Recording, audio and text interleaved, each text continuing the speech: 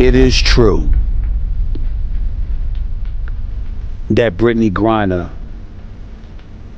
once elected to not stand for the national anthem, particularly with the whole racial justice issues percolating throughout this country a few years back, during COVID, I might add. That is true.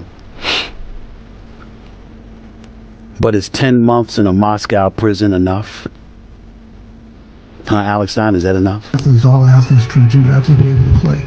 Oh, I mean, that ranks high on the list of things that I'll be fighting for and speaking up against. You know, everyone deserves the right to play. I came into the league, people watch sports for three basic reasons: for rivalries, for games of consequence, and for household names, if you know the players. And we didn't have a lot of household names, even though we had amazing players back then and have amazing players beyond Caitlin and Angel. The WNBA just got slammed with a bombshell no one saw coming, and the internet is going wild. Stephen A. Smith hopped on air and started dropping hints about Brittney Griner's so-called Russia DNA test. And let's just say the WNBA commissioner is fuming. Now don't get it twisted, and this isn't about pushing random conspiracy theories with no receipts. We're breaking down exactly what was said, how fans are spiraling, and why this might be the ugliest PR storm the league has faced in years. And oh, it gets even juicier. Remember, Brittney Griner has already lived through global headlines, from her shocking arrest overseas to her dramatic release. But this new twist is dragging the WNBA right back into chaos. Fans are pointing out that the commissioner's silence is only making things look worse, because now everybody's asking, not just, is this DNA rumor even real? But how much heat can the league take before sponsors, fans, and even players demand straight answers? And here's where it all started spiraling out of control. Stephen A. Yes, that's Stephen A., the loudest mouth on ESPN, went live on national TV and casually tossed Brittney's name into a heated segment about truth in sports. Out of nowhere, he tied it back to her time in Russia and hinted that a DNA test over there revealed something the public never got told. Instantly, the vibe shifted.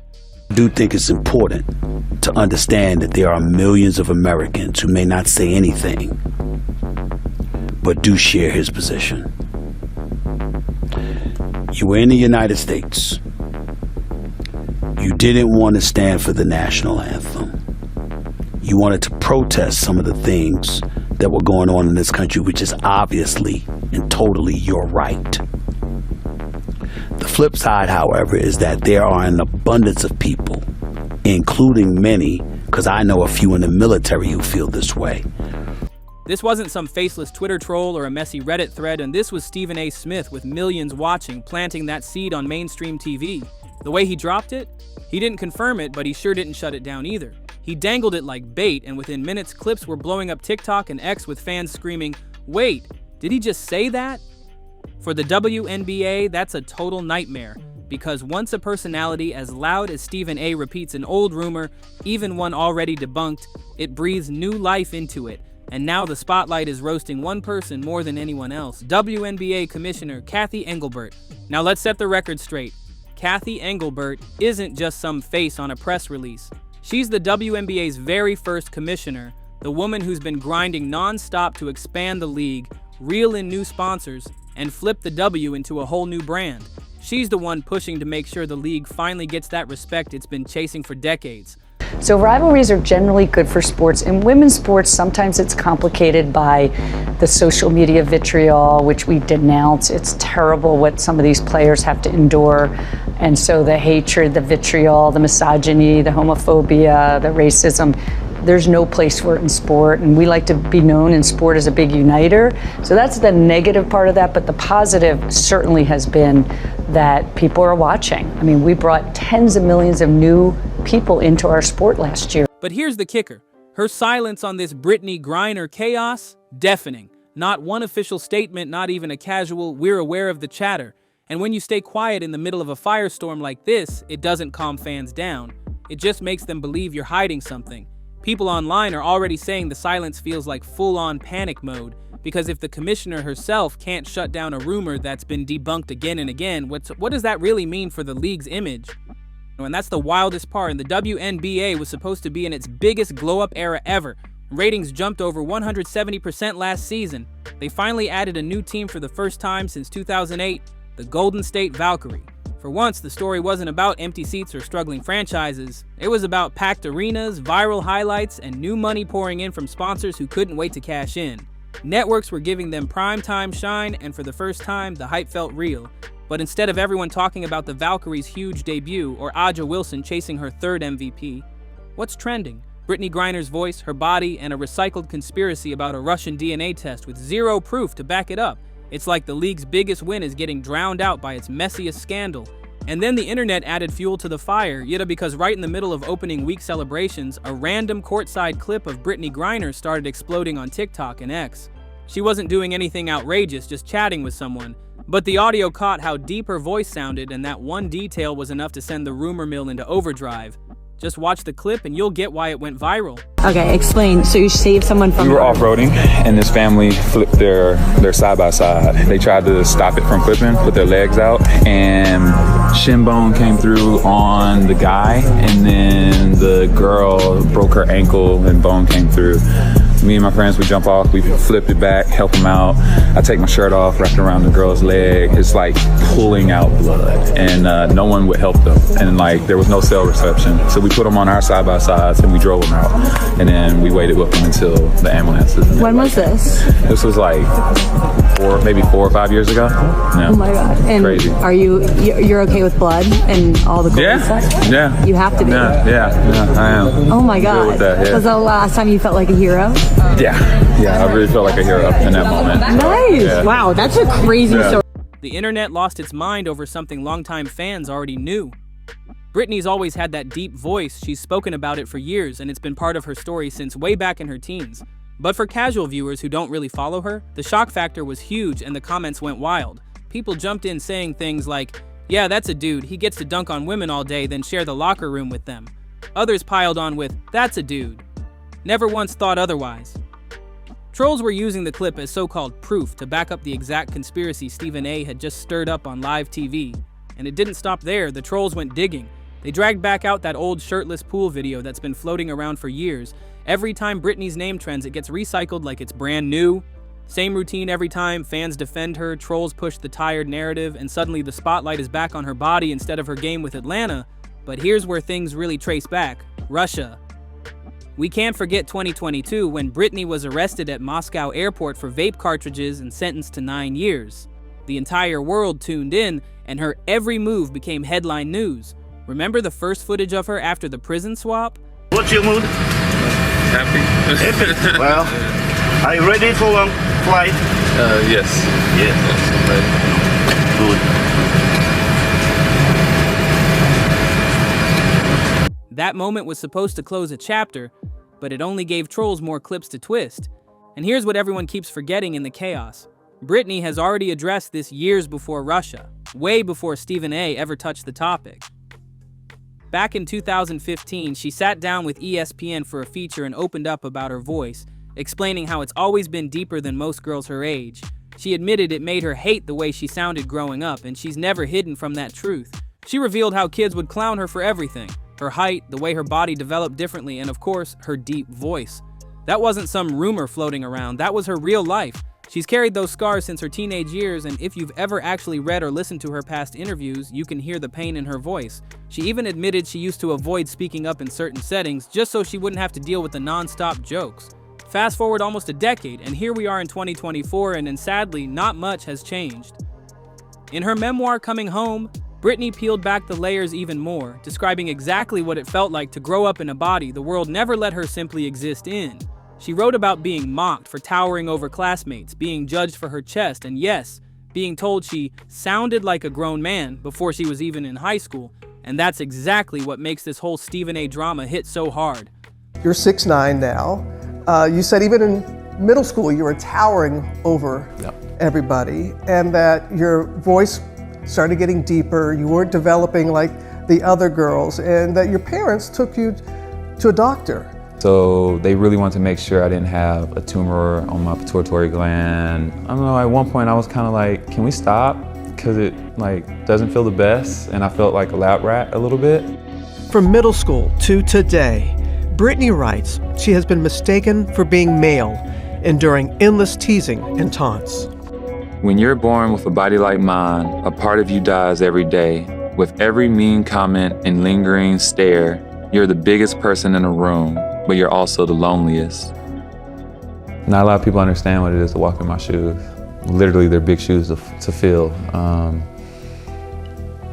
But I just feel so isolated at times. Was basketball a way that you felt seen? It was a home for you? Yeah, no, it was definitely a home for me. I could be the way I was intended to be, and that's big and different. When he casually tosses out talk about a DNA test on national TV, he's not just taking a jab at some random athlete, he's reopening wounds Brittney has been dealing with her whole life. And the internet wasted no time dragging Stephen A for it. Fans lit up timelines saying he crossed a line, that tossing Brittney's name into DNA rumors wasn't just messy TV, it was cruel. People called it irresponsible reporting, and the lowest kind of clout grab, because when you're as loud as Stephen A, every word hits different. Clips of his segment spread across TikTok, X, and Instagram within minutes, and suddenly the debate wasn't just about Brittney, it was about him. Some viewers said he knew exactly what he was doing, that hinting at something he couldn't prove was designed to spark outrage and go viral. Others argued he was just asking questions, but let's be real. When you've got millions of viewers, even a question can sound like an accusation. Meanwhile, athletes started chiming in too. A few WNBA players jumped on their socials to defend Brittney, saying the league needs to protect its stars from being treated like punching bags. One even wrote, "This isn't sports commentary, this is character assassination." And fans agreed, pointing out that Brittney has already laid her truth out in books, interviews, and documentaries. But the backlash wasn't one-sided. Trolls ran with Stephen A's words like gospel, reposting old clips of Brittney's voice, body, and Russia footage like it was fresh evidence. They spun his commentary into confirmation even though he never said it was fact. That's the danger. The second he spoke, the conspiracy took on a whole new life. And now the league is caught in the crossfire. Do they call him out and risk making the drama even bigger, or stay silent and let people think there might be something to it? Either way, the heat on the WNBA just went up 100 degrees. Once the smoke started rising, the money got nervous, and then that's when things really got ugly.